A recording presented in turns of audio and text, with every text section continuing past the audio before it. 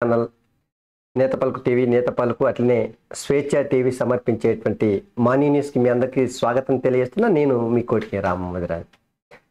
అసెంబ్లీలో జరిగినటువంటి చర్చ ఏదైతే ఉందో అది నిజంగా ఇరిగేషన్ ప్రాజెక్టులలో కేసీఆర్ చేసినటువంటి అక్రమాలు అవినీతి మొత్తం కూడా నిన్న అసెంబ్లీ వేదిక నుంచి ఇరిగేషన్ శాఖ మంత్రి ఉత్తమ్ కుమార్ రెడ్డి అయితే అరుచుకున్నాడు అనుకోరాదు. మంత్రులందరూ కాంగ్రెస్ పార్టీకి సంబంధించినటువంటి ప్రభుత్వంలో ఉన్నటువంటి మంత్రులందరూ ఒకవైపు ఉంటే ఇక 39 మంది ఎమ్మెల్యేలు ఉన్నటువంటి బీఆర్ఎస్ పార్టీలో కేవలం హరీష్ రావు మాత్రమే అడపదడప ఇక మాజీ డిప్యూటీ సీఎం కడియం శ్రీహరి అంతే. హరీష్ రావు ఒక్కడే నిలబడి ఆ ఇరిగేషన్ ప్రాజెక్టులలో ఏ అవినీతి జరగలేదు, అక్రమాలు జరగలేదు, ఎంత కేఆర్ఎంబికి అప్పగించినటువంటి కృష్ణా నీటి జలాలకు సంబంధించిన హక్కుల్ని మొత్తము కాంగ్రెస్ పార్టీ తాకట్టు పెట్టిందని చెప్పేసి ఒకటే ముచ్చట తిరిగేసి చెప్పిన గదే ముచ్చట.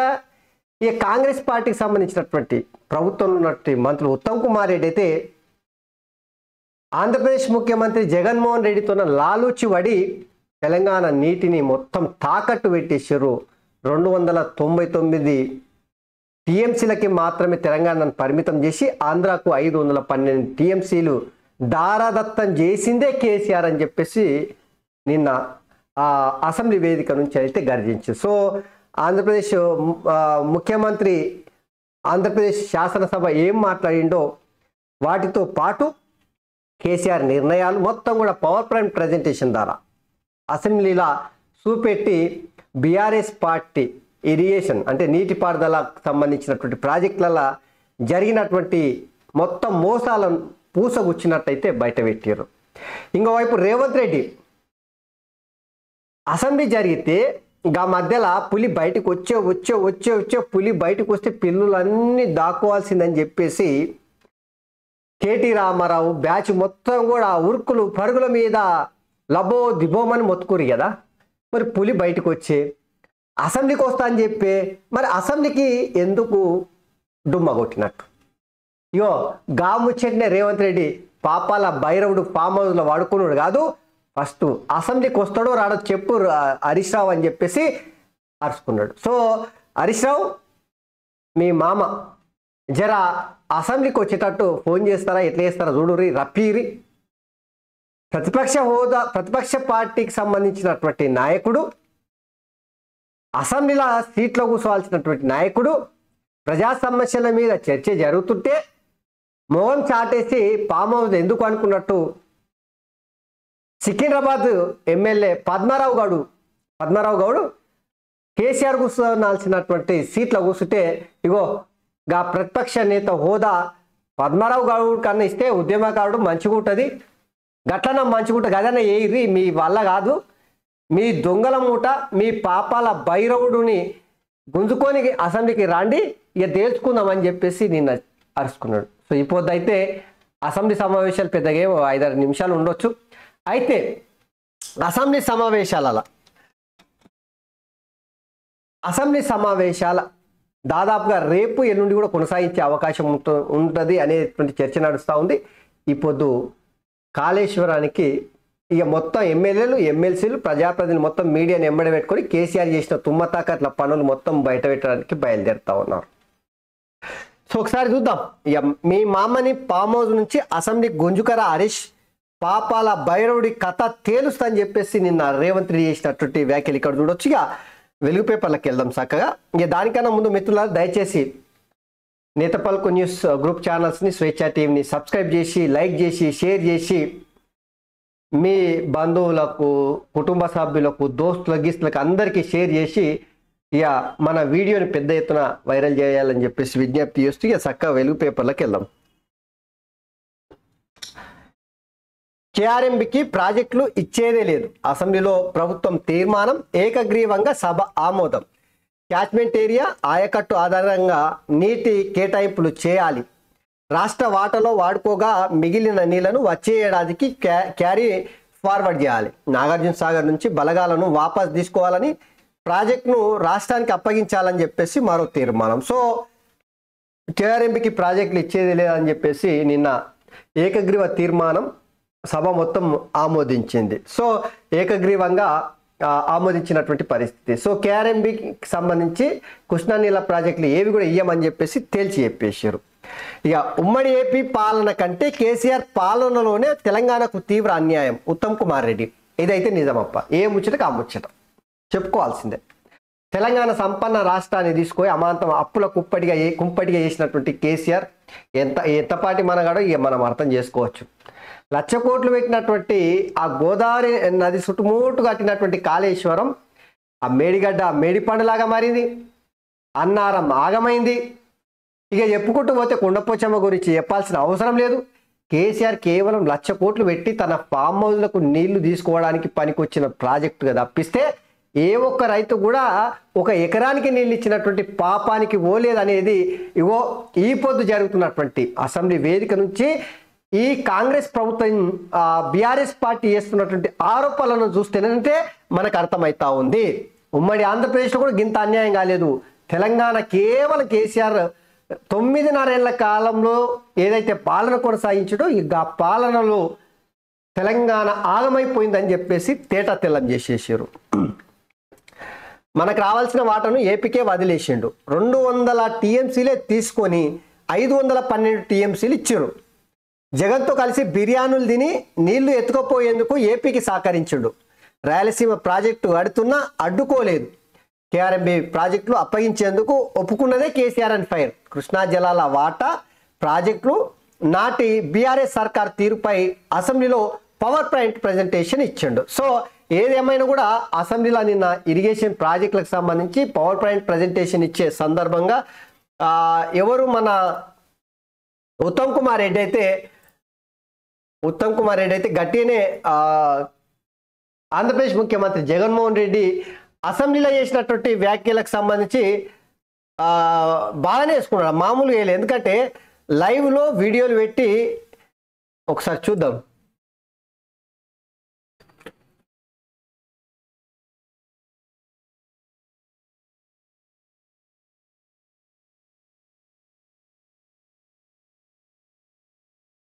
అది లేనట్టుంది ఇలా పల్స్ వస్తే చూద్దాం, మళ్ళీ చూస్తాం మీకు. అయితే ఇది మొత్తం మీద ఏ విధమైన కూడా ప్రాజెక్టులల్లో అంతా తెలంగాణను గుండుసున్న వేసేసిండు. తెలంగాణకు రావాల్సినటువంటి నీటి వాటను కేవలం బీఆర్ఎస్ సర్కారు అధికారంలో ఉన్నప్పుడే మనకు రావాల్సిన హక్కులను కాలరాసింది కేసీఆర్ అని చెప్పేసి నిన్న అసెంబ్లీలో జరిగినటువంటి సమావేశం సందర్భంగా జరిగిన చర్చల సారాంశం మనం చెప్పుకోవచ్చు. 299 టీఎంసీలు మనకు తెలంగాణకు, 512 టీఎంసీలు ఆంధ్రప్రదేశ్కు. మళ్ళీ గది కూడా తెలంగాణ భూమిల నుంచి పోతున్నటువంటి ఏదైతే కృష్ణా నది ఉందో గా కృష్ణా నది నీళ్లు ఒడిచిపట్టుకోవడానికి తెలంగాణకి ఎక్కువ అవకాశం ఉంటుంది. తెలంగాణ ఇడిస్తే తప్ప ఆంధ్రాకి వెళ్ళే అవకాశం లేకుంటుంది. గట్లాంటి ప్రాజెక్ట్ని ఆంధ్రాకి మొత్తం దారదత్తం చేసినటువంటి కేసీఆర్ నిన్న హరీష్ రావు అయితే లేదు అసలు మా మామ తప్పు చేయలేదు, మా బావ తప్పు చేయలేదు, నేను తప్పు చేయలేదు, మా సర్కారు తప్పుదం చేయలేదు, కేవలం కాంగ్రెస్ పార్టీ వాళ్ళు ఇప్పుడు కేఆర్ఎంబికి మొత్తము కృష్ణా నీళ్ళని ఇచ్చేసారు, తాకట్టు పెట్టేసారు, ఆగం చేసారు, అయిపోయింది. ఇంకా మీరు చేసిన పాప పని వల్లనే ఈరోజు తెలంగాణలో ఉన్నటువంటి రైతులు ఆగమైపోయారు అనే ముచ్చట మలమల తిప్పి గదే చెప్తాడు. బొర్లేసి ఎల్లెలకలేసి ఏది వేసినా గదే చెప్పుకునే ప్రయత్నం చేసాడు. సో ఇటు కేసీఆర్ అసెంబ్లీకి రాకపోయా, ఎందుక నేను ఎమ్మెల్యేని గెలుచుకున్నట్టు మనము. అరే 10 ఏళ్ళు అధికారం ఇచ్చి 2 సార్లు అధికారంలోకి రానికే ప్రజల అవకాశం ఇస్తే ప్రజల సమస్యల మీద చర్చ జరిగే అసెంబ్లీకి రాకపోతే ఎందుకు ఈ మాజీ ముఖ్యమంత్రి, ఎందుకు ఆయన ఎమ్మెల్యే ఉండు? అసలు అవసరమా తెలంగాణకు? ఏం మొహం పెట్టుకొని ఈరోజు నల్లగొండలా బహిరంగ సభ పెడతారంట? సిగ్గు అనిపిస్తలేదా నిజంగా వీళ్ళకి? సో కేసీఆర్ పాపాల భైరవుడు అసెంబ్లీకి గుంజుకరా అని చెప్పేసి నిన్న రేవంత్ రెడ్డి అందుకే అన్నాడు. ఎదుడురి పాపాల భైరవుడు ఫామ్ హౌస్లో దాక్కున్నాడు, అల్లుడిని పంపించి అబద్ధాలు చెప్పిస్తున్నాడు. కేసీఆర్పై సీఎం రేవంత్ రెడ్డి ఫైర్. ఆయన సభకు రాకపోవడం ప్రజలను అవమానించడమే. తప్పు చేసిండు కాబట్టే ముఖం చాటేస్తున్నాడు. సభకు వచ్చి కృష్ణా జలాలపై వైఖరేంటో చెప్పాలి. ఇకనైనా దొంగలకు సద్దిమూట మోసే బుద్ధి మార్చుకోవాలని చెప్పేసి హితవు పలికిండు. సో ఇది ముఖ్యమంత్రి రేవంత్ రెడ్డి అయితే హరీష్ రావుని ఈ గుద్దుకున్నాడు, దంచుకున్నాడు, ఎట్లా దొరికితే అట్లా ఆడుకున్నాడు అనుకోరాదు. షెండును ఆడుకున్నట్టు ఆడుకున్నాడు. మీ మామని గుంజుకొస్తావా లేదా? ఫామ్ హౌస్లో అనుకున్నని అసెంబ్లీలో కూర్చుని ఈ 10 ఏళ్ల కాలంలో మీరు ఏం చేసిరో ఆ పాపాలు మొత్తము ఇక్కడ చర్చ జరగాలి కదా. ప్రతిపక్ష నేత అయ్యుండి ప్రజల సమస్యల మీద చర్చ జరుగుతుంటేనంటే ఫామ్ హౌస్లో పడుకొని ఏం గుడ్లు పెడుతున్నాడు అని చెప్పేసి రేవంత్ రెడ్డి నిన్న చేసినటువంటి వ్యాఖ్యలు అయితే నిజంగా ఓ మాజీ ముఖ్యమంత్రి తెలంగాణ తెచ్చిండని చెప్పుకునే ఈ సన్నాసులు ఏం చేయాలి? అసెంబ్లీకి రావాలి కదా. ఏం తప్పు చేయలేడు అనుకుందాం కేసీఆర్. చేయకపోతే అసెంబ్లీ రానికి ఎందుకు జంకుతున్నాడు? పిల్లికున్నలాగా ఫామ్ హౌస్లు ఎందుకు అనుకున్నట్టు? అంటే ఏదో మతలాబు ఉంది, ఏదో తిరకాసు ఉంది. కేసీఆర్ చేసిన పాపాలు మొత్తము కేసీఆర్కి తెలుసు కాబట్టి అసెంబ్లీకి వస్తేనంటే ఆ నిజాలు మొత్తం బట్ట బయలైతే తెలంగాణ ప్రజల ముందల ఒక దొంగలాగా, ఒక దోషిలాగా, ఒక అవినీతి పరులాగా ముద్ర పడుతుంది నా మీద. నేను రాను కొడుకో మీ అసెంబ్లీకి అని చెప్పేసి నిన్న కేసీఆర్ వైఖరి చూస్తే అనిపిస్తూ ఉంది. సర్కారు అన్నీ అబద్ధాలే. మేము చలో నల్గొండ పిలుపునిచ్చాకే అసెంబ్లీలో తీర్మానం పెట్టారు. 6 నెలల్లోనే ట్రిబ్యునల్ వాటాలు తేల్చాలని కోరుదాం. కేసీఆర్ ఒత్తిడితోనే ట్రిబ్యునల్ ఏర్పాటు చేశారు. అసెంబ్లీలో బీఆర్ఎస్ ఎమ్మెల్యే హరీష్ రావు. ఇగో ఎవరికైనా ఉంటుంది పిల్ల, నా సంకన ఎత్తుకుంటే దాని అన్నట్టుంది హరీష్ రావు మాటలు. చేసిన పాపాలు ఉట్టిన అరే ఆ కాంగ్రెస్ ఇంతనో అంతనో పనిచేస్తున్నారు, ప్రజాస్వామ్యాన్ని నిలబెట్టే పని చేస్తున్నారు. అప్పుల తెలంగాణ మార్చినటువంటి కేసీఆర్ పాపాలను అన్ని కడిగే ప్రయత్నం చేస్తున్నారు. నీళ్లను అసలు కేసీఆర్ని ఎట్లా ఎట్లా ఎట్లా అనేటోళ్ళం? నీళ్లకు నడక నేర్పిందే కేసీఆర్ అంట. నదులకు పరుగు నేర్పిందే కేసీఆర్ అనేటువంటి సామెత కూడా ఉట్టుకొచ్చింది. గట్లాంటి కేసీఆర్ ఈరోజు మొత్తం బుట్ట దాఖలు అవుతున్నాయి, బయటకు వస్తున్నాయి అన్నీ. సో హరీష్ రావు ఏమంటున్నాడు? కేఆర్ఎంబికి కృష్ణా నీళ్లను అప్పజెప్పిందే కాంగ్రెస్ పార్టీ, తెలంగాణ ఎడారి కావడానికి పాపం చేసిందే కాంగ్రెస్ పార్టీ. మేము నల్లగొండలో సభకు పిలుపునిచ్చిన తర్వాతనే అసెంబ్లీలో తీర్మానం చేసి కేఆర్ఎంబికి అప్పగించము నీళ్ళని చెప్పేసి కాంగ్రెస్ పార్టీ చెప్తుందని చెప్పుకోవచ్చు. మరి గీ ముచ్చేట మీ మామతో చెప్పవచ్చు కదా. అసెంబ్లీకి రప్పించి అసెంబ్లీలో కూర్చుని జరంత సేపు ఆ ప్రభుత్వం అడిగేటువంటి మంత్రులు, ఎమ్మెల్యేలు, ముఖ్యమంత్రి అడిగేటువంటి ప్రశ్నలకు జవాబు చెప్పొచ్చు కదా. ఎందుకు జంకుతున్నట్టు, పిల్లికున్నలాగా ఫామ్ హౌస్లు ఎందుకు అనుకున్నట్టు? దానికి జవాబు చెప్పలేక శాతగాక ఆడలేక కాళ్ళ గజ్జలని అన్నాడు. వెనకడి గట్టనే ఉంది హరీష్ రావు చెప్పే మాటలు చూస్తుంటేనంటే. ఇక నేడు మేడిగడ్డకు సీఎం, మంత్రులు, ఎమ్మెల్యేలు, ఎమ్మెల్సీలతో కలిసి పర్యటన. ఉదయం 10:15 గంటలకు అసెంబ్లీ నుంచి బస్సుల్లో ప్రయాణం. అన్ని పార్టీలకు సర్కారు ఆహ్వానం, హాజరు కావడం లేదన్న బీఆర్ఎస్ నేతలు, బీజేపీ నేతలు. బీఆర్ఎస్ బీజేపీ వాళ్ళు హాజరైతే మరి మీరు కట్టిన ప్రాజెక్టులే కదా. అసలు కనీసం కేసీఆర్ అధికారంలో ఉన్నప్పుడు ఆ కాళేశ్వరం చుట్టుపక్కల సీమె కూడా చిట్టుక్కుమనియకుండా మొత్తం బలగాలను పెట్టి, పోలీసు వాళ్ళని పెట్టి పహార కాపించినటువంటి కేసీఆర్ ఏ పని చేసినో మనకు అర్థమైతే లేదా?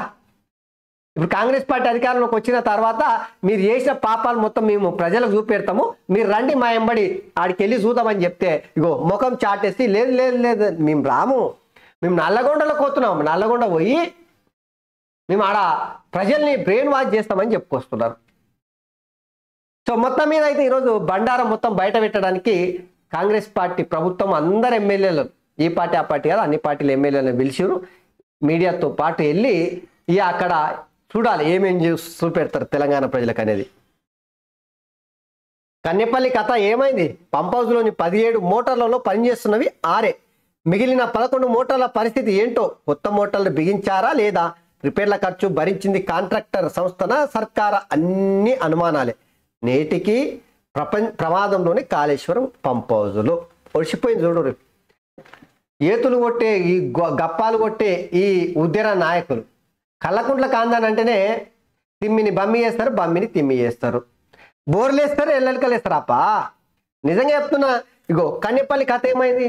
ఇంకా గోదావరి ఉప్పొంగితేనంటే ఆ కాళేశ్వరం సంబంధించినటువంటి లక్ష్మీ బ్యారేజ్ కావచ్చు, కన్నెపల్లి కావచ్చు, అవన్నీ అమాంతం ఆ నీళ్ళు లోపలికి మోటార్లు అన్నీ ఖరాబ్ అయ్యాయి, కూలిపోయి పుట్టుక్కున కూలిపోయాయి.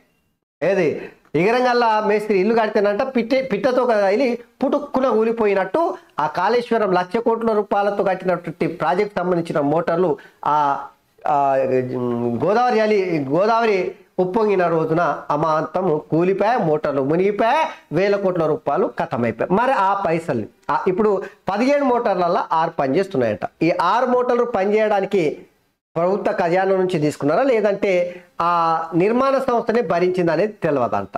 ఇక మిగిలిన ఏవైతే 11 మోటార్లు ఉన్నాయో ఆ మోటార్ల పరిస్థితి ఆయారం గయారం అన్నట్టు ఉందంట. ఏం తెలియదంటే దాని గురించి కూడా ఇది కేసీఆర్ యొక్క ఘనమైనటువంటి 80,000 పుస్తకాలు చదివి ఒడిచిపట్టినటువంటి సారంతో ఆ తెలివితేటల్ని పెంచుకొని ఆయన్నే పెద్ద ఇంజనీర్గా మారి కట్టినటువంటి కాళేశ్వరం పరిస్థితి గిట్టుంది చూడండి. రాచకొండ సిపిగా తరుణ్ జోషి, రామగుండం సిపిగా ఎం శ్రీనివాసులు 12 మంది ఐపీఎస్లను బదిలీ చేసిన ప్రభుత్వము 110 మంది డిఎస్పీలు 39 మంది ఏఎస్పీలు కూడా పోలీసు శాఖలో కొనసాగుతున్న ట్రాన్స్ఫర్లు 4 ఐఏఎస్లను బదిలీ చేసిన సిఎస్. సో ప్రభుత్వానికి అనుకూలంగా వ్యతిరేకంగా ఉండేటువంటి ఆఫీసర్లను మొత్తం అటు ఇటు చేస్తూ ఉన్నారు. ఢిల్లీలో 144 సెక్షన్ రైతుల ఆందోళన పిలుపుతో నెల రోజుల పాటు అమలు, ట్రాక్టర్లు ట్రాలీల ఎంట్రీపై నిషేధం, లౌడ్ స్పీకర్లు ధర్నాలపై ఆంక్షలు. ఎంఎస్పీకి చట్టబద్ధత డిమాండ్తో నేడు రైతుల చలో ఢిల్లీ కార్యక్రమం మార్చి నిర్వహించబోతున్నట్టు. దానికి సంబంధించి సో ఢిల్లీ దిగ్బంధించడానికి మళ్ళొకసారి రైతులు సమాయత్తం అవుతూ ఉన్నారు. దాన్ని నియంత్రించడానికి 144 సెక్షన్ విధించారట. అడుగంటుతున్న శ్రీశైలం డెడ్ స్టోరేజ్కి అడుగు దూరం, మిగిలింది 40 టీఎంసీలే, తాగునీటి కష్టాలు తప్పవ, కలకుర్తి ఆయకట్టుకు నీళ్ళు ఇవ్వలేమన్న ఆఫీసర్లంట. సో శ్రీశైలం అడిగంటిందంట, తెలంగాణ వాట దక్కే పరిస్థితి లేదంట, తాగనికే నీళ్ళు కూడా గుక్కే నీళ్ళు దొక్కే పరిస్థితి లేదంట. చూడండి, రాష్ట్రంలో ఒక్క బ్యాన్, పొగాకు ఉత్పత్తుల సవరణ బిల్లుకు కౌన్సిల్ ఏకగ్రీవ ఆమోదం, శిక్షలు కఠినతరం చేస్తూ చట్ట సవరణ, ఏడాది నుంచి 7 ఏళ్ల దాకా జైలు శిక్ష, బిల్లు ప్రవేశపెట్టిన మంత్రి శ్రీధర్ బాబు, ఏకగ్రీవంగా ఆమోదించిన అధికార ప్రతిపక్ష సభ్యులు. సో ఉక్కాను బ్యాన్ చేసినట్టు కేలకు పొగాకు ఉత్పత్తులను మొత్తం దాదాపుగా నియంత్రించడానికి సవరణ బిల్లును కౌన్సిల్ ఏకగ్రీవంగా ఆమోదించిందంట. ఇక పిల్లల కిడ్నాప్ అనుకొని అమాయకుని కొట్టి చంపారు. నిజామాబాద్ జిల్లాలో దారుణం, గుడికి వెళ్తున్న పశువుల కాపరిపై కర్రలు పిడిగుద్దులతో దాడి, చీర కట్టుకోవడంతో కిడ్నాపర్గా పొరబడిన ప్రజలు, దెబ్బకి తాళలేక కోమలోకి బాధితుడు చికిత్స పొందుతూ మృతి, 5గురిపై మర్డర్ కేసు నమోదు చేసిన పోలీసులు. ఓరి కొడుక, తెలంగాణలో అయితే రచ్చ రంబోలు అనే విధంగా ఉంది. కిడ్నాపర్ల పేరు మీద జర కొత్తోడు కనిపించిన, జర అనుమానంగా కనిపించిన కథం అని జుట్టుపట్టుడు, కట్టెలు లాట్లు గుతుపలు అందుకున్నాడు, ఈపుల మీద విమానం మొత్తం మోగించుడు. కిడ్నాపర్ల సంబంధించి పిల్లల్ని కిడ్నాప్లు చేస్తున్నారని చెప్పేసి సోషల్ మీడియాలో ఒకటే షేర్లు ఓడే కూస్తుంది అనుకోరాదు. ఏమో ఒకటి జరిగింటుంది, దాన్ని పట్టుకొని ప్రజలంతా భయభ్రాంతులకు గురై జరంత కొత్తోడు కనిపించినా వాని ఈపులు విమానం మొత్తం అయితే మోగిస్తున్నారు, తాట తీస్తున్నారు అనుకోరాదు. సో నిజామాబాద్లో ఏకంగా ఓ చీర కట్టుకొని పశువుల కాడికి పోతుంటేనంటే ఆడే కిడ్నాపర్ అనుకొని కొడితేనంటే చచ్చిపోయినట్టు. చూడరి, జాగ్రత్త, మర్డర్ కేసు పెట్టిర్రు 5గురి పైన.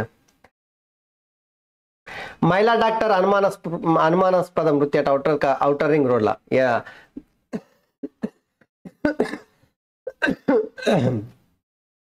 భారత్ కళామండపానికి శంకుస్థాపన అని చెప్పేసి ఇది ఒకటి చూడొచ్చు. ఇక ఏజ్ లిమిట్ 46 ఏళ్ళు అంటారు. ప్రభుత్వ ఉద్యోగులకు వయోపరిమితిని 46 ఏళ్లకు ప్రభుత్వం పొడిగించిందట. చూడరి, ఇక ఆంధ్రజ్యోతిలో చూద్దాం జరంత. మెట్రోకు 1000 కోట్లు ఎంఏయుడి కేటాయింపుల నుంచి అందజేత, 2-3 రోజుల్లో ప్రకటించిన మెట్రో అధికారులు. సర్కారు నుంచి 35% నిధులు, జైకా నుంచి 40% రుణం, మరో 15% కేంద్ర సాయం, 5% పీపీకి అప్పగింత. డిపిఆర్ను పూర్తి చేసే పనిలో హెచ్ఎంఆర్ అధికారులట. సో మెట్రోకు 1000 కోట్లు కేటాయించారట.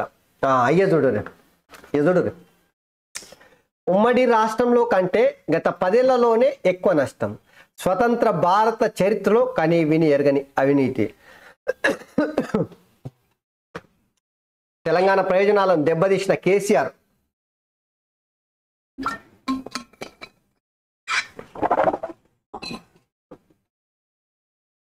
కృష్ణా జిల్లాలో మనకు రావాల్సిన వాటను ఏపీ తరలించుకుపోతుంటే సహకరించారు. వైఎస్ జగన్తో అవగాహన కుదుర్చుకొని ఏపీ ప్రాజెక్టులకు అడ్డంకులు లేకుండా చేశారు. కేసీఆర్ ఓడిపోతాడని తెలిస్తే సాగర్ ఆక్రమణ. జగన్తో లాలుచి పడినందుకు క్షమాపణ చెప్పాలి. శాసనసభలో మంత్రి ఉత్తమ్ ఫైర్. నిర్మాణంలో ఉన్న ప్రాజెక్టులపై కేంద్రాన్ని కలుస్తామని వ్యాఖ్య. కృష్ణా జలాలపై పవర్ పాయింట్ ప్రజెంటేషన్. అధికార విపక్షాల మధ్య వాడివేడిగా చర్చ జరిగింది. సో ఉమ్మడి రాష్ట్రంలో కంటే ఇక గత 10 ఏళ్ల కాలం నుంచి వెళ్ళి పాలించిన పాపాల భైరవుడు అయినటువంటి కేసీఆర్ పాలనలోనే తెలంగాణ ఆగమైపోయిందనే ముచ్చట ఇక్కడ చూడొచ్చు. ఏకంగా స్వతంత్ర భారత చరిత్రలోనే తెలంగాణ అత్యంత అధికంగా నష్టపోయినటువంటి పాలన ఏదైనా ఉందంటే అది కేసీఆర్ పాలన, చీకటి పాలన అని చెప్పేసి చెప్పుకొచ్చారు. రేవంత్ రెడ్డి చేసినటువంటి వ్యాఖ్యలకు సంబంధించి పాపాల భైరవుడు అసెంబ్లీకి రావాల్సిందే. గత 10 ఏళ్లలో కేసీఆర్ పాపాలపై చర్చ జరగాల్సిందే. పద్మారావుకు ప్రధాన ప్రతిపక్ష నేత హోదా ఇవ్వాలి. కేసీఆర్ ఇంట్లో ఆయన కూర్చోవడంతో సీఎం సూచన. కేసీఆర్ సీట్లో కూర్చున్నడంతో సూచన చేసింది నిన్న. ప్రాజెక్టులను కృష్ణా బోర్డుకు అప్పగించే ప్రసక్తే లేదు. తెలంగాణ ఏపీ మధ్య నీటి వాటా తేలేదాకా ఒప్పుకోం. అసెంబ్లీలో సర్కారు తీర్మానం ఏకగ్రీవంగా ఆమోదం. తీర్మానానికి బీఆర్ఎస్ అనుకూలమా వ్యతిరేకమా? కృష్ణా ప్రాజెక్టులపై చర్చలో సీఎం రేవంత్ వ్యాఖ్యలు చేసిండు.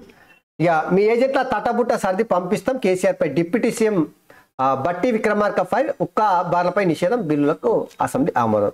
సో ఏజెంట్లు అంటే అధికారులు ఎవరైతే కేసీఆర్కు వంత వాడినరో, కేసీఆర్ తానా అంటే తందాన అన్నారో, భజన పనులు ఎవరైతే అధికారులు ఉన్నారో వాళ్ళందరినీ సాగనంపుతాం కాసుకోర్రి అని చెప్పేసి నిన్న డిప్యూటీ సీఎం మల్లు బట్టి విక్రమార్క హరీష్ రావుకు చురకలు పెట్టుకుంటా మాట్లాడిన సందర్భంగా ఇది చూడొచ్చు. పార్టీని చిల్చి పాపాలు కడుక్కో. 26 మందిని తెస్తే దేవాదాయ శాఖ. మామ బామర్దిని నమ్ముకోవద్దు. హరీష్ రావుకు రాజగోపాల్ రెడ్డి సూచన చేసిండు. సో రాజగోపాల్ రెడ్డి నిన్న మున్గోడు ఎమ్మెల్యే రాజగోపాల్ రెడ్డి హరీష్ రావుకు అయితే సురకాలు అంటే ఇచ్చాడు. ఇగో నువ్వు 25 మందిని ఎమ్మెల్యేలని తీసుకొని కాంగ్రెస్ పార్టీలకు రా, నీకు దేవాదాయ శాఖ మంత్రి పదవి ఇస్తాం. అది కూడా ఎందుకు ఇస్తామంటే గత 10 ఏళ్ల కాలంలో నువ్వు చేసినటువంటి పాపాలన్నీ ఆ దేవాదాయ శాఖ మంత్రి పదవినన్నా నువ్వు అది దేవుంది శాఖ కాబట్టి ఇక అట్లన్నా ఆ పాపాలన్నీ కడుకోబోతాయని చెప్పేసి నిన్న చురకలు అంటిస్తుకుంటా వ్యంగ్యాస్త్రాలతో విరుచుకపడ్డాడు నిన్న రాజగోపాల్ రెడ్డి హరీష్ రావు మీద.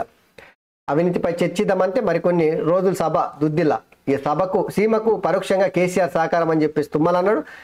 రాజకీయం చేయడానికి నల్గొండలో సభ అని చెప్పేసి పొన్నం ప్రభాకర్ అన్నాడు. ఈ శ్రీకాంతాచారిని చంపింది నువ్వే, నీకు పెట్రోల్ దొరికింది కానీ అగిపెట్టి దొరకలేదా?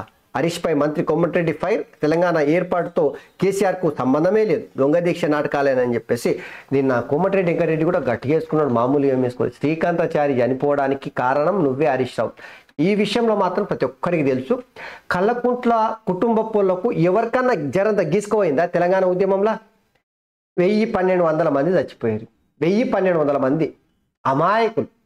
వీళ్ళు చేసినటువంటి రెచ్చగొట్టే వ్యాఖ్యల వల్ల, వీళ్ళు విద్వేషపూరితమైనటువంటి ప్రసంగాల వల్ల కల్లకుంట్ల కాందాని మొత్తం కూడా తమ రాజకీయ అవసరాల కోసం, రాజకీయ పబ్బం కోసం తెలంగాణ విద్యార్థులను బలి తీసుకున్నటువంటి బలిదేవులు వీళ్ళంతా. బలి పశువులు చేశారు ప్రజలంతా. శ్రీకాంతాచారి చనిపోవడానికి కారణం హరీష్ రావు అని చెప్పేసి కోమటిరెడ్డి వెంకటరెడ్డి చెప్తా ఉన్నాడు. అది నిజమే అనిపిస్తూ ఉంది పరిస్థితులు చూస్తేనంటే. 100 రూపాయలు పెట్టి పెట్రోల్ తీసుకురావడానికి సమయం వచ్చింది అనుకున్నాడు. కానీ 5 పైసలు పెట్టి అగిపుల్ల తీసుకోవడానికి శాతగా లేదంటే వాళ్ళు ఎట్లా రెచ్చగొట్టిరో చూడరు అని చెప్పేసి నిన్న అసెంబ్లీ వేదిక నుంచి గట్టినే అరుచుకున్నారు అనుకోరాదు. మీ ఏజెంట్ నేడు మేడిగడ్డకు ముఖ్యమంత్రి, ఎమ్మెల్యేలు, మంత్రులు, ఎమ్మెల్యేలు కూడా అసెంబ్లీ నుంచి ఉదయం బయలుదేరి పోతారంట. ఇక చూసినాగా నల్గొండ సభ దెబ్బకి కేఆర్ఎంబి తీర్మానం. ఇది బీఆర్ఎస్ సాధించిన విజయం. తీర్మానంపై అభ్యంతరాలు అయినా మద్దతు. కృష్ణా జలాలపై ప్రజెంటేషన్ సత్యదూరంగా ఉంది. అధికారులపై నెపాన్ని నెట్టి తప్పించుకునే యత్నం. ప్రాజెక్టుల వారి కేటాయింపులపై లేఖ రాయాలి. 6 నెలల్లోగా ప్రక్రియ పూర్తయ్యేలా చూడాలి. అసెంబ్లీలో సిద్దిపేట ఎమ్మెల్యే హరీష్ రావు చెప్తున్నటువంటి వ్యాఖ్యలు అవి. ఇంకా ఆయన చెప్పేది ఎన్ని ఉంటాయిలే. సీఎం మంత్రులను హరీష్ ఒంటి చేత్తో ఎదుర్కొన్నాడు. కాంగ్రెస్ తప్పుడు ప్రచారం తిప్పికొట్టారు. పీపీటీ మాకే అర్థం కాలేదు, జనాల సంగతి ఏందో కేటీఆర్ అని. మీకు అర్థం కాలేదు, మీకు ఇంకా అర్థం తెల్లారతలే. మీకు బండకేసి కొట్టినా కూడా వీళ్ళకి తెల్లారతలే. కేటీ రామారావు ముచ్చట్లు బల్పు ముచ్చట్లు కాకపోతే పవర్ పాయింట్ ప్రజెంటేషన్లో చాలా స్పష్టంగా 10 ఏళ్ల కాలంలో నీటి వాటను తెలంగాణకు దక్కనీయకుండా కేసీఆర్ లాలుచి జగన్మోహన్తో పడ్డాడని చెప్పేసి క్లియర్గా కళ్ళగట్టినట్టు పసిపి సంటిపిల్ల కానీ ఆయనకి చూపెట్టినా కూడా అర్థమయ్యేటట్టు చెప్పారు. ఇంకా వీళ్ళకి అర్థమవుతుందంటే ఈ బ్యాచ్ ఎంత సన్నష్టో గుర్తుపెట్టుకోరు. చూడు రియా, నేడు బీఆర్ఎస్ చలో నల్లగొండ ప్రాజెక్టుల్ని బోర్డుకు అప్పగించొద్దంటూ కేసీఆర్ సభ. దక్షిణ తెలంగాణ జిల్లాల నుంచి జన సమీకరణ. ఏ ఒడవుతాడు తగ్గి ఈరోజు తెలిసిపోతుందిగా కేసీఆర్ బలం ఏంది, కేసీఆర్ జనం ఏంది, ఇక మొత్తం ఈరోజు తెలిసిపోతుంది చూడరు. ఎందుకంటే ఎన్ని దినాలు 10 ఏళ్ల అధికారంలో ఉన్నాడు కాబట్టి అడ్డగోలుగా నిర్ణయాలతోన జన సమీకరణ వేసాడు. ఈరోజు తెలిసిపోతాం ఎంతమంది వస్తారో ఎంతమంది పోతారని. సచివాలయ నిర్మాణ ఖర్చు ఎంత? లెక్కలు దేవుడికెరక. ఆమోదం కంటే తక్కువే అంటున్న R&B. సచివాలయ నిర్మాణానికి మంజూరు చేసింది 617 కోట్లు, అయిన ఖర్చు 558 కోట్లు. ఆర్టీఐ ప్రశ్నకు రోడ్లు భవనాల శాఖ జవాబు. ఏడాది క్రితం ఆంధ్రజ్యోతి ఇంటర్వ్యూలో అంచనాలు పెరిగినట్టు చెప్పిన నాటి మంత్రి. ఈ రెండింటిలో ఏది నిజం, మతలాబేది? ఎదుడు ఎప్పుడన్నా కేసీఆర్ ఏదైతే అంచనా వేసి ఇగో పలానా సచివాలయ ఖర్చు ఇగో గింత అవుతుంది 617 కోట్లు అవుతుంది అని చెప్పినాడు అంచనా వేసాం. కానీ అంచనా వేసిన దానికన్నా తక్కనే ఖర్చు అయిందంటే నమ్ముతారా? ఎవరి శివులలో పూలు పెడుతున్నారా బాయ్? 1200 కోట్ల రూపాయలు ఖర్చు అయిందని చెప్పేసి చర్చ నడుస్తుంది. అంతేందుకు మినిస్టర్ కేటీఆర్ అనుకుంటా నాకు తెలిసి, కేటీఆర్ అనుకుంటా నాకు తెలిసి, సరే కేటీఆర్ అనుకుంటున్నా, అంచనా కన్నా కొద్దిగా ఎక్కువైందని చెప్పిండు. మరి ఇప్పుడు ఆర్టీఐ ద్వారా అడిగితేనంటే లేదు లేదు లేదు అంచనా దానికన్నా తక్కువైంది, 558 కోట్లే ఖర్చు అయిందంట సచివాలయం కట్టనీకే. ఎవరి షోలో పూలు పెడుతున్నారు రాబాయ్? కాంగ్రెస్ పార్టీ దీని మీద ఫోకస్ పెట్టి లెక్కలన్నీ తేల్చాల్సిన అవసరం ఉంది. ఇదే కాదు, అమరవీరుల స్తూపానికి అయిన ఖర్చు కూడా లెక్కలు చూపాలి. రాచకొండ సిపిగా తరుణ్ జోషి జవాన్ తిరిగి జోగులాంబ జోన్కి. వివాదాస్పద నవీన్ మిట్టల్ డీజీపీ ఆఫీస్కు. 12 మంది ఐపీఎస్లు బదిలీ అయ్యారు. ఇక తారలో 8 మంది భారతీయుల విడుదల. అందరూ భారత నౌకాదళ మాజీ అధికారులే. గూఢచర్యం ఆరోపణలపై 18 నెలల క్రితం అరెస్టు. ప్రాథమిక విచారణ అనంతరం మరణశిక్ష ఖరారు. ఆపై జైలు శిక్షగా మార్పు. ఇప్పుడు విడుదల. ఇప్పటికే స్వదేశానికి తిరిగి వచ్చిన 7గురు. 14న ప్రధాని దోహా పర్యటన విదేశాంగ శాఖ. సో ఖతార్లా మన నేవీ అధికారులు 8 మందికి అయితే ఉరిశిక్ష చేశారు గూఢచర్యం కేసులలో. పాకిస్తాన్కు సంబంధించి ఐఎస్ఐ ఏదో మొత్తం మీద అయితే ఆ అధికారులు, మన అధికారులు, మాజీ అధికారులను ఖతారు పట్టుకొని ఉరిశిక్ష చేసినట్టే ప్రధాని మోడీ జోక్యం చేసుకొని ఆ ఉరిశిక్షను తగ్గించి మళ్ళీ వాళ్ళందరినీ ఇండియా తీసుకొచ్చినట్టే. ఇది కదా దౌత్యం అంటే గిట్లుండాలి. నాకు తెలిసినంత వరకు భారతదేశ చరిత్రలోనే ఇంత గొప్ప దౌత్యము ఎప్పుడు జరిగిందని నేను అనుకుంటలే. ప్రధాని నరేంద్ర మోడీ దౌత్యము అసలు ముస్లిం దేశాలు అన్నీ కూడా ప్రధాని నరేంద్ర మోడీ ఒక ముచ్చట చెప్తే వింటున్నారు. అది కదా కావాల్సింది. సో ప్రపంచమే నివ్వెరబోయే విధంగా ప్రధాని నరేంద్ర మోడీ నిర్ణయాలు అయితే మనకు కనిపిస్తూ ఉన్నాయి. ఉద్యోగార్హత వయసు పెంచారు, 46 ఏళ్ళకు పెంచారు. ఇది ఆంధ్రజ్యోతిలో. ఈ ఒకసారి ఈ సంసారి పత్రికల బట్టివై వార్తలన్నీ చూద్దాం. చేయి ఎత్తిండు కాక. అసెంబ్లీకి ఓడికి శాత కాకుంటే కానీ చేయి ఎత్తి సిగ్గుండాలి. నిండు సభలో హ్యాండ్సప్. కాంగ్రెస్ హ్యాండ్సప్ అంట. కేసీఆర్ వ్యూహంతో కాంగ్రెస్ సర్కార్కు ముచ్చెమటలు. బడ్జెట్పై చర్చను పక్కన పెట్టి మరీ ప్రాజెక్టులపై చర్చ. నల్గొండ బీఆర్ఎస్ సభతో రాష్ట్ర ప్రభుత్వంపై ఒత్తిడి. రాత్రికి రాత్రే శాసనసభ ఎజెండా మార్చేసిన సర్కార్. గత ప్రభుత్వంపై నెపం వేసేందుకు మంత్రుల యత్నం. సాధికారికంగా తిప్పికొట్టిన మాజీ మంత్రి హరీష్ రావు. గొర్రెల గుంపులాగా 39 మందిని ఎంబడి పెట్టుకున్నాడు తప్పిస్తే నేను ఒక్కనే పులిలాగా సింహంలాగా ఒట్లాడే ఇగో వీళ్ళకి మాత్రం క్రెడిట్ ఇస్తారు. కల్వకుంట్ల కుటుంబ పోళ్ళకు తప్పిస్తే బీఆర్ఎస్ పార్టీలో ఇంకోనికి క్రెడిట్ ఓనియర్. సన్నాసుల పార్టీ అని ఎందుకంటాం? ఇంత ఒక దొర అనేటువంటి అహంకారంతోన మేము మాత్రమే పాలించాలి, మేము మాత్రమే ఉండాలి, తెలంగాణ అంటేనే మేము తెలంగాణకు బ్రాండ్ అంబాసిడర్లము మేమే, తెలంగాణ పితామహులం మేమే, తెలంగాణ తెచ్చిందే మేము, తెలంగాణ ప్రజలకు ఏమైనా ఇవ్వాల్సింది ఉంటే మేమే ఇస్తాం. గింత నియంతృత్వపూర్వకంగా వీళ్ళకు ఇంకా అర్థమైతలేదేమో, నాకు అర్థమైతలే. గివే ఒంటెత్తిపోకడలు, గివే నియంత ఆలోచనలు. మోనపల్లితోన తెలంగాణ ప్రజల్ని పాలించాలని చూస్తే బండకేసి కొడితేనంటే దిమ్మ తిరుగుతలేదు. ఇంకా దిమ్మ తిరిగి మైండ్ బ్లాక్ అయింది తప్పిస్తే ఇంకా తేరుకుంటలేదు దాని నుంచి. గింత సిగ్గుమాలి హ్యాండ్స్ అప్ అంట. వీళ్ళు చేసినటువంటి అవినీతి అక్రమాలను బయట పెడుతుంటేనంటే ఇక వీళ్ళకు ఎక్కడ జంకు పుట్టి కేఆర్ఎంబి అని పట్టుకొని అయిపోయా తెలంగాణ ఆగమైపోయా, తెలంగాణ మొత్తం తాకట్టు పెట్టేసింది కాంగ్రెస్ సర్కార్ అని గగ్గోలు పెడుతున్నారు. అసలు సిసలైనది ఏంటంటే నీటిపారుదల శాఖల అంటే ఈ వ్యవసాయం కోసం కట్టినటువంటి ప్రాజెక్టులు ఏవైతున్నాయో గా ప్రాజెక్టుగా అడ్డగోలుగా అవినీతి జరిగింది, వాడుకున్నారు. ఏకంగా ఏటీఎం లాగా ఈ కాళేశ్వరం ప్రాజెక్టుని వాడుకున్నారని స్వయంగా ప్రధానమంత్రి చెప్పిందంటే ఇలా అవినీతి ఏ స్థాయిలో ఉందో చూడండి. దాని మీద చర్చ జరగనీయకుండా ప్రజల దృష్టిని మరల్చి తిమ్మిని బమ్మి చేసి కార్యక్రమం చేశారు. అంతే. కేఆర్ఎం అనేది ఏం లేదు, అంత నోటపిస్తుంది. అలాగే తాల్ మాటలు మాట్లాడి ఇక మా అంత పోటు మొనగాళ్ళే లేరు, అసెంబ్లీలో గడగడలాడించిన సింహంలో సింగిల్గా పోయిండు అని చెప్పేసి. ఎందుకు రాబాయి మీకు 39 మంది ఎమ్మెల్యేలు ఎస్సీ ఎస్టీ బీసీలు మిగతా వర్గాల వాళ్ళు ఉంటే వాళ్ళు మాట్లాడలేరా?